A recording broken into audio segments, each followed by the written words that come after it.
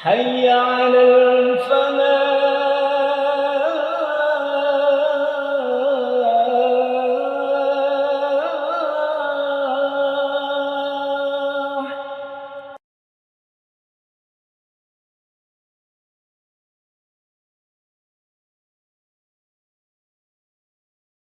Assalamualaikum warahmatullahi wabarakatuh. Alhamdulillahi rabbil alamin. Asyhadu an la ilaha illallah wahdahu la syarikalah. Wa asyhadu anna Muhammadan abduhu wa rasuluh. Allahumma salli wa sallim wa barik ala nabiyyil karim nabiyyina Muhammad wa ala alihi wa ashabihi wa man tabi'ahum bi ihsanin ila yaumiddin. Amma ba'du ayyuhal hadirun ittaqullaha ta'ala wa ati'u. Wa qala Allah ta'ala ya ayyuhalladzina amanu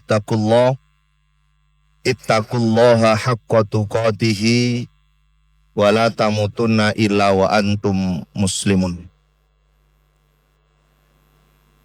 Wa ya ayyuhalladzina amanu ittaqullaha wa qulu qawlan sadida yuslih lakum a'malakum wa yaghfir lakum dzunubakum wa may yuti'illaha wa rasulahu faqad faza fawzan 'azima. Hadirin jamaah salat zuhur Masjid Al-Falah Surabaya yang dirahmati dan dimuliakan Allah Subhanahu wa taala. Alhamdulillah di bulan Safar ini kita masih ditetapkan iman oleh Allah Subhanahu wa taala, dan mudah-mudahan iman selalu ada pada diri sanubari kita hingga perjumpaan kita kepada Allah Subhanahu wa taala kelak.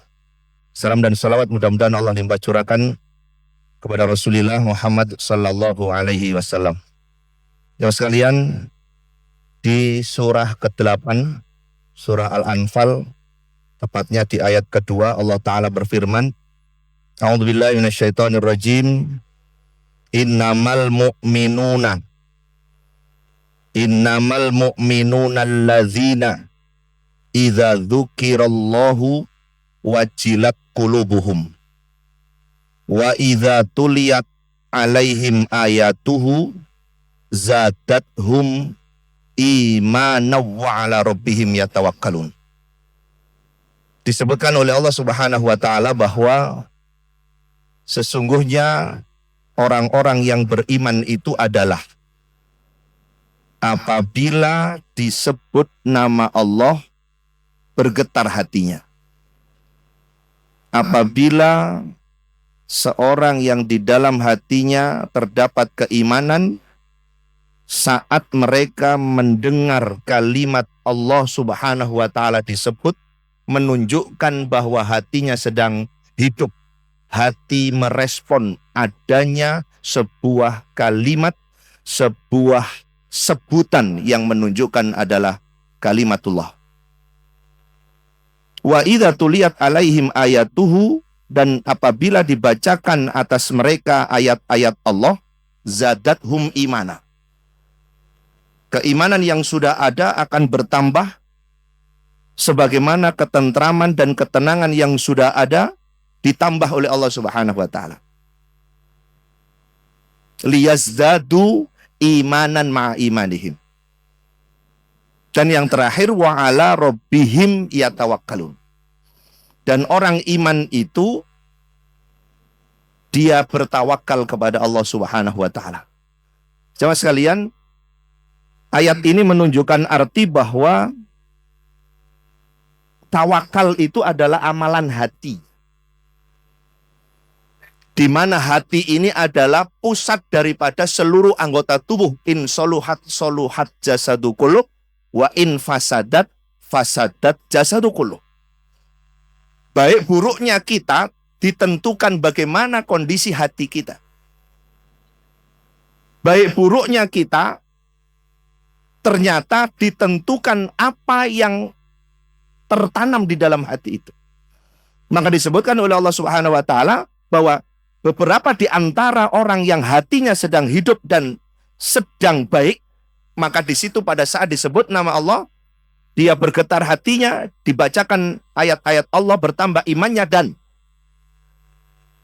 amalan hati menunjukkan pada saat dia menjalankan kehidupan, pada saat ia melakukan aktivitas, hasil akhir dipersembahkan kepada Allah Subhanahu wa Ta'ala. Dan itu adalah amalan hati yang tidak bisa kemudian tiba-tiba lahir berupa ucapan, yang tidak bisa kemudian terwujud dengan amal perbuatan apabila di dalam hatinya tidak terdapat ketawakalan ini. Maka ayat berikutnya di dalam surah Al-Maidah ayat ke-23 juga disebutkan bahwa hati yang berisi keimanan itu akan menyeru kepada ketawakalan. Seorang akan bertawakal kepada Allah Subhanahu wa Ta'ala apabila hatinya itu berisi iman, iman yang sempurna memerintahkan kepadanya untuk tawakal ala Allah. Akhir daripada surah Al-Maidah itu, wa 'alallahi falyatawakkalu atau fatawakkalu in kuntum mu'minin. Dan kepada Allah mereka bertawakal, atau kepada Allah lah bertawakallah engkau jika engkau beriman. Bertawakallah kepada Allah jika engkau beriman. Menunjukkan arti bahwa keimanan akan memerintahkan seseorang untuk bertawakal ala Allah. Jamaah sekalian, terkadang kita tidak mudah untuk mengistilahkan tawakal itu seperti apa. Karena ini adalah amalan hati, yang amalan hati itu belum tentu bisa ditulis dengan kata-kata, belum tentu bisa dijelaskan dengan ucapan. Sebagian orang mengatakan, sudah Pak, saya tawakal. Sudah, saya tidak mau kerja, sudah saya duduk saja, saya tawakal. Apa itu yang kemudian dikatakan tawakal? Atau suatu saat, seorang itu berusaha, ketika kemudian sedang menghadapi penyakit, dia harus berobat, dia harus kemudian menempuh jalan supaya penyakitnya ini bisa disembuhkan terus. Dan ini kemudian dia menyatakan, saya tawakal ini. Saya tawakal ala Allah. Saya terus bergerak, saya terus berbuat, saya terus berusaha. Karena tidak ada satupun penyakit yang Allah ciptakan kecuali ada obatnya. Kami yakin itu. Maka saya terus berusaha. Dan ini adalah tawakal ala Allah. Jamaah sekalian, ketika Allah Subhanahu wa Ta'ala memberikan satu batasan, dan bertawakallah kepada Allah jika engkau beriman. Di surat Yunus ayat ke-84 juga disebutkan pada saat Nabi Musa alaihissalam menyampaikan kepada umatnya, in kuntum amantum billahi fa'alaihi tawakkalu in kuntum muslimin. Jadi keimanan dan ketakwaan kepada Allah Subhanahu wa Ta'ala akan mengarahkan, akan memerintahkan seorang itu bertawakal kepada Allah Ta'ala. Konsep tawakal sebagaimana tadi disampaikan, bukan sekedar kemudian berpasrah diri, berserah apa yang ditetapkan oleh Allah Subhanahu wa Ta'ala, tidak. Tapi sumber yang pertama dan utama orang itu bisa tawakal adalah bersumber dari hati. Sebagaimana hari ini, siang ini, tawakal ala Allah kita adalah ketika kita kemudian sudah mengetahui bahwa sebentar lagi adzan subuh akan terdengar, akan diseru, akan dikumandangkan, maka kita bergerak. Bergerak kita untuk mempersiapkan diri, melaksanakan sholat zuhur berjamaah di masjid ini adalah bagian dari tawakal ala Allah. Bukan kemudian kita, ya tergantung nanti, kalau saya berangkat berarti ya saya ditempatkan berangkat, kalau saya tidak berangkat berarti saya tidak berangkat. Sudah, saya tawakal ala Allah. Bukan begitu. Maka keimanan akan memerintahkan hati untuk bertawakal ala Allah. Dengan tawakal itu tidak lepas dari sebuah ikhtiar. Jamaah sekalian, sebagaimana kaidah iman, iman itu ditetapkan di hati. At-tasdiq bil qalb. Tidak hanya cukup kemudian ditetapkan di dalam hati, akan tetapi juga harus diucapkan di lisan. Seorang yang kemudian menetapkan di dalam hatinya, yang tanpa kemudian penyebutan di lisan, maka susah itu untuk hati itu dibuktikan. Dan kemudian bentuk yang ketiga bahwa keimanan itu ada adalah wal amalu bil arkan. Seorang dinyatakan beriman apabila seluruh tubuhnya membuktikan bahwa dia berada dalam keimanan. Satu di antaranya adalah sabda Nabi SAW, siapa yang beriman kepada Allah dan hari akhir, hendaklah mengucapkan, mengeluarkan kata-kata yang baik. Mangkana yu'minu billahi wal yaumil akhir falyakul khairan. Berarti siapapun yang berucap buruk, masalah imannya. Berarti siapapun yang kata-katanya dusta, berarti masalah imannya. Maka pada saat orang itu kemudian di dalam hatinya terdapat keimanan, iman akan memerintahkan kepada lisan dan seluruh tubuh. Satu di antaranya adalah untuk berserah diri kepada Allah Subhanahu wa taala, untuk menyandarkan segala sesuatunya kepada Allah Subhanahu wa taala tanpa dia menghilangkan upaya usaha bukti keimanan secara perbuatan yang kita sebut dengan ikhtiar. Satu contoh misalnya, apakah Nabiullah Ibrahim alaihissalam pada saat dihukum bakar, hasil akhir dihukum bakar itu kan tidak berdaya, tidak bisa apa-apa. Kecuali dengan mengucapkan kalimat hasbunallah wa ni'mal wakil. Sedang tidak bisa berdaya untuk menyelamatkan sekalipun atas dirinya sendiri. Tawakalnya di mana? Apakah kemudian tidak dikatakan tawakal? Kenapa Nabi Ibrahim tidak lari? Kenapa Nabi Ibrahim tidak kemudian melawan saja? Hasil akhir beliau dibakar, tidak bisa kemudian melarikan diri. Tapi kita bahasakan tawakal ala Allah beliau adalah tawakal yang kemudian perasaan dan persepsi manusia bisa jadi meninggal ini. Bukan hanya meninggal, kayu bakar segitu banyak kemudian digunakan untuk alat membakar diri seorang Nabiullah Ibrahim alaihissalam. Mustahil untuk tidak mati, tidak hangus, tidak terbakar.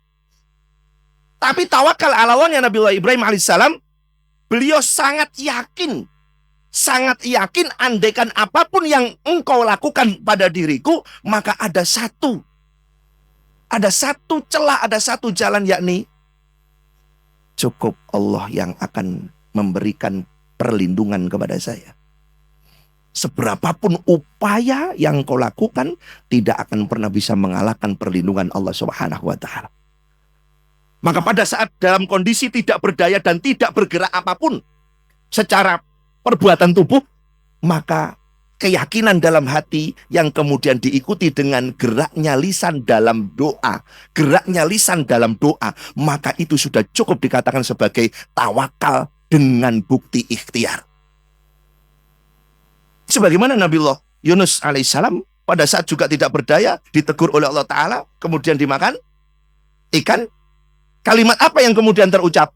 Apakah tidak bisa lari? Apakah kemudian tidak bisa menghindar? Tidak bisa menghindar. Tapi ikhtiar dalam tawakalnya adalah la ilaha illa anta subhanaka inni kuntu minadz dzalimin. Sampai Nabi SAW memerintahkan kepada kita, ketika engkau berdoa, ikut sertakan zikirnya dzannun. Ikut sertakan supaya mendapatkan ijabah dari Allah Subhanahu wa taala. Menunjukkan arti bahwa tawakal itu harus disertai dengan ikhtiar. Walaupun ikhtiarnya itu satu, ikhtiar secara hati, yang kedua ikhtiar secara lisan, walaupun tubuh tidak bisa bergerak. Tapi itu bagian daripada ikhtiar, bahwa dia berdoa sebagaimana Nabi SAW pada saat dikejar peristiwa hijrah, kemudian diancam untuk dibunuh, apapun, hidup atau mati, tangkap Muhammad. Maka beliau sallallahu alaihi wasallam bersabda kepada sahabat Abu Bakar As-Siddiq, la takhaf wa la tahzan innallaha ma'ana. Kita ini tidak sendirian, kita tidak hanya berdua, tapi kita ini bersama Allah. Allah membersamai kita, menunjukkan arti bahwa keyakinan yang ada di dalam hati menyeru, memerintahkan kepada seluruh tubuh, membuktikan bahwa tawakal ala Allah itu adalah disertai dengan ikhtiar. Oleh karena itu tidak bisa dikatakan bahwa tawakal tanpa ikhtiar itu dibenarkan sebagai tawakal, tidak. Maka kita periksa kembali, kalau tawakal itu harus disertai ikhtiar, maka kita cek ikhtiarnya sekarang. Bagaimana ikhtiar yang bisa dinilai dikatakan sebagai tawakal? Berapa banyak orang yang mengatakan, Pak, ini hidup sudah mengalami masa sulit, apa boleh buat? Saya harus tetap berikhtiar, walaupun dengan cara mengambil barangnya orang, mencuri maksudnya. Saya tidak bisa berbuat apa-apa. Mencuri ini ternyata bagian dari saya bertawakal ala Allah. Kalau Allah tidak menghendaki, pasti saya tidak akan berhasil. Buktinya setiap kali saya berangkat operasi pencurian saya selalu Bismillahirrahmanirrahim. Ternyata apa? Berhasil, tidak ketangkap, dan hasilnya lumayan besar. Pertanyaan besar, apakah ini juga disebut kalimat tawakal? Pada saat orang menganggap bahwa kami berikhtiar. Ikhtiar kami, ya ini bisa jadi ini kalau memang Allah menghendaki, pasti tidak akan terjadi. Tapi ini buktinya terjadi dan saya berhasil. Jamaah sekalian, sekali lagi, tawakal yang membutuhkan ikhtiar, yang harus disertai ikhtiar itu adalah tawakal atau ikhtiar yang harus sesuai dengan iman. Sesuai dengan kebenaran, sesuai dengan inti daripada tawakal itu. Kita tidak dibenarkan kemudian berikhtiar, kemudian menyatakan tawakal, tawakal dengan ikhtiar yang menyalahi ketentuan daripada Allah Subhanahu wa Ta'ala. Tawakalnya tidak disebut tawakal apabila ikhtiarnya itu berikhtiar secara maksiat. Berapa banyak naudzubillah orang mengatakan ketika terjerumus dalam dunia perzinahan, maka dia mengatakan kami tidak bisa berbuat apa-apa. Ini dikarenakan kami terhimpit secara ekonomi. Kayak kalimat itu benar. Sehingga kami tawakal, kami serahkan kepada menyebut kalimat Allah dengan ikhtiar yang tidak dibenarkan. Maka jamaah sekalian, ketika kemudian tawakal ini dinyatakan sebagai tawakal sebagaimana ayat tadi itu, wa 'alallahi fatawakkalu in kuntum mu'minin, wabillahi fa'alaihi tawakkalu in kuntum muslimin, maka itu kemudian tidak dibenarkan bila mana ikhtiar yang menyertai tawakal atau yang mengawali atau yang membersamai tawakal itu kemudian ikhtiar yang tidak dibenarkan atau ikhtiar yang menyimpang dari kebenaran. Maka dari itu, ketika kita keluar dari rumah, Nabi Shallallahu Alaihi Wasallam memerintahkan kepada kita untuk berdoa menyebutkan kalimat itu. Bismillahi tawakkaltu 'alallah la haula wala quwata illa billah. Pertanyaannya, apakah benar ini ketika kemudian orang keluar dari rumah untuk melancarkan operasi pencuriannya? Jadi begitu. Bismillah tawakkaltu 'alallah, saya akan menghabisi nyawa orang gitu. Gitu. Apakah ini juga dikatakan sebuah tawakal? Tidak bisa. Sebagaimana ayat yang awal tadi di surah Al-Anfal ayat kedua, bahwa innamal mu'minuna menunjukkan sebuah batasan bahwa hanya saja atau hanya saja yang dikatakan orang beriman itu adalah satu, bergetar hatinya disebut nama Allah, bertambah imannya pada saat dibacakan ayat, dan hasil akhir daripada seluruh ikhtiar perbuatannya dia persembahkan kepada Allah Subhanahu wa Ta'ala. Jadi jamaah sekalian, tidak benar kemudian sembarang atau perbuatan yang kemudian tidak dibenarkan oleh syarak, oleh syariat, yang mengandung dosa, kemaksiatan dan kesalahan itu dikatakan sebagai sebuah ikhtiar daripada ketawakalan.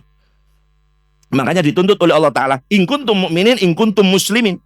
Jika engkau Islam, jika engkau iman dengan dasar Islam dan iman, maka ini cukup menunjukkan bahwa tidak akan mungkin ikhtiar yang dilakukan itu adalah ikhtiar yang mengandung dosa dan kemaksiatan yang akan dimurkai oleh Allah Subhanahu wa Ta'ala, sebagaimana saat kita memohon petunjuk.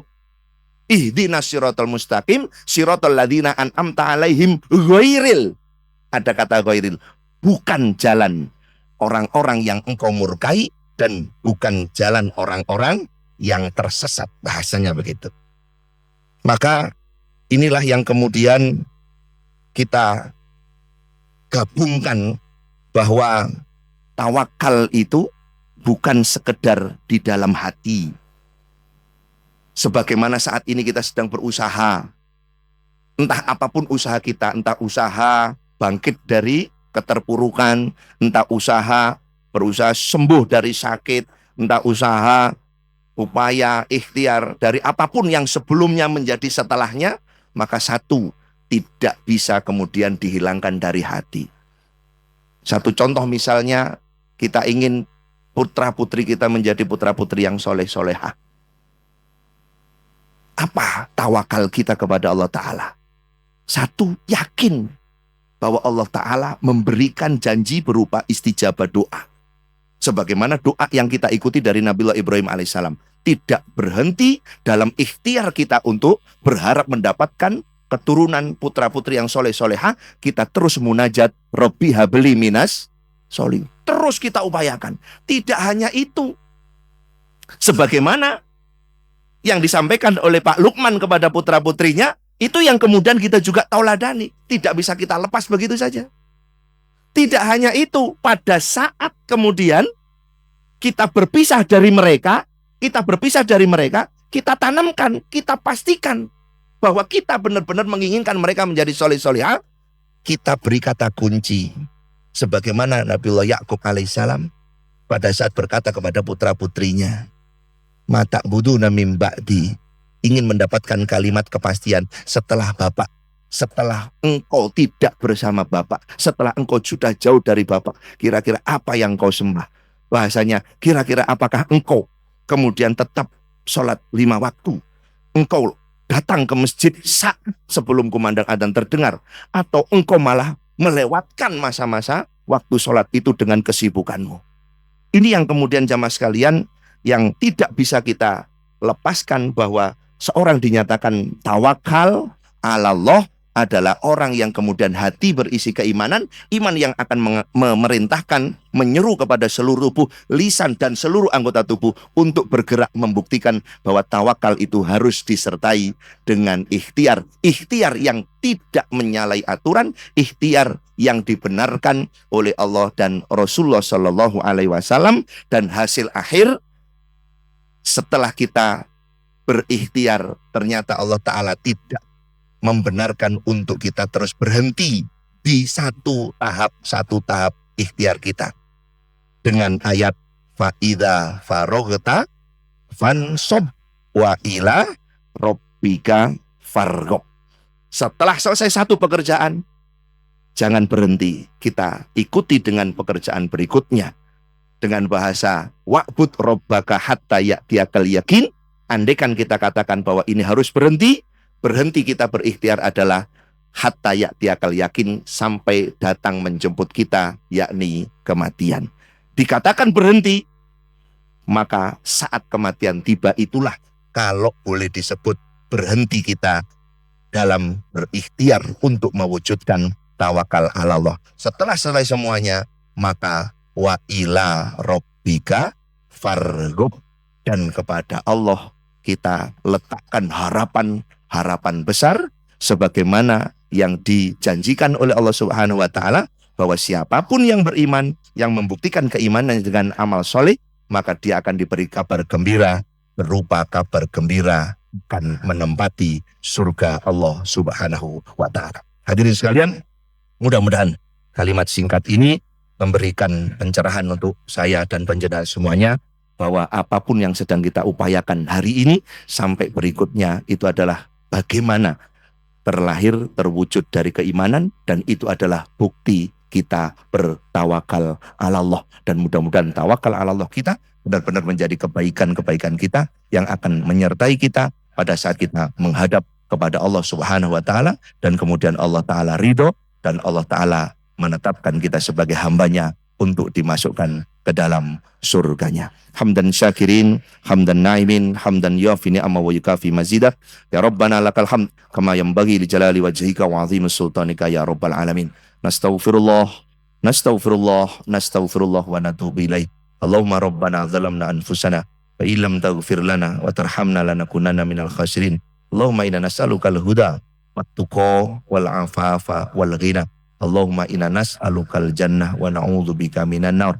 Allahumma inna nas'alukal jannah wa na'udzubika minan nar. Allahumma inna nas'alukal jannah wa na'udzubika minan nar. Rabbana hab lana minas shalihin. Rabbana hab lana min ladunka dzurriyyatan thayyibah. Rabbana hab lana min azwajina wa dzurriyyatina qurrata a'yun waj'alna lil muttaqina imama. Rabbana atina min ladunka rahmah wa hayyi' lana min amrina rasyada. Rabbana atina fid dunya hasanah wa fil akhirati hasanah wa qina adzabannar. Subhana rabbika rabbil izzati amma yasifun wa salamun alal mursalin walhamdulillahi rabbil alamin. Subhanakallahumma wa bihamdik asyhadu an la ilaha illa anta astaghfiruka wa atubu ilaik. Wassalamualaikum warahmatullahi wabarakatuh.